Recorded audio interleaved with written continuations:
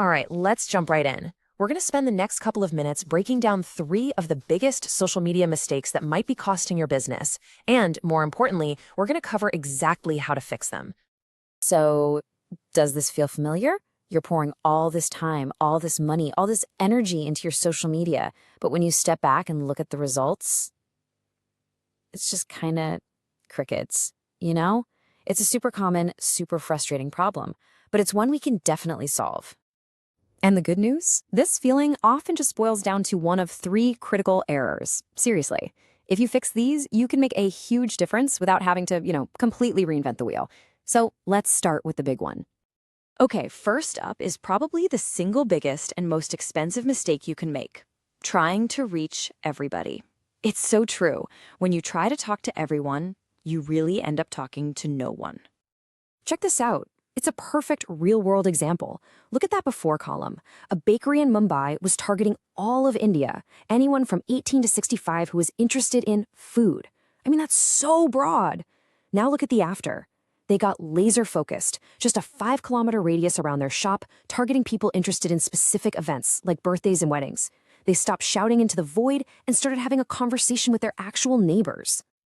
So what happened when they made that one little shift? This. A 10 times increase in monthly inquiries. And no, that's not a typo. They went from just a couple of leads a month to being flooded with new business, all because they got specific about who they were trying to reach. And here's the kicker, the part that really matters for your bottom line. Their cost to get a single new inquiry dropped by a mind-blowing 85%. Think about that. They weren't spending more money. They were just making their money work so much smarter. All right, let's move on to mistake number 2. It's what I call the 80-20 content rule, which is really just a simple way of saying you got to stop selling so hard all the time. The rule itself is super simple. As you can see here, 80% of your content should just provide pure value. Its only job is to educate or entertain or just help your audience. That leaves just 20% for your direct sales pitch. A good way to think about it is for every one post where you ask for a sale, you should have 4 that are just hopeful. And value isn't some fuzzy, abstract idea.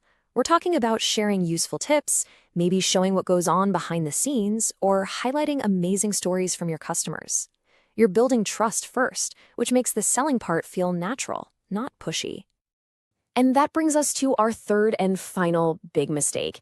It's all about consistency, or really the damage that a lack of consistency can do.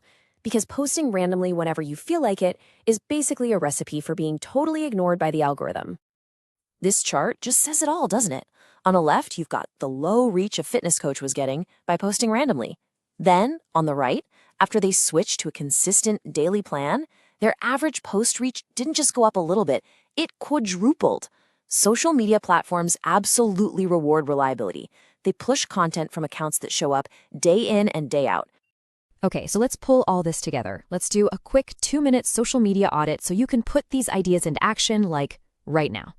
So here are the 3 big fixes. First, ask yourself, who are we really talking to? Get specific. Second, go look at your last 10 posts. Are at least 8 of them actually helpful with no sales pitch? That's the 80-20 rule. And third, create a simple posting schedule you know you can stick with, even if it's just a few times a week.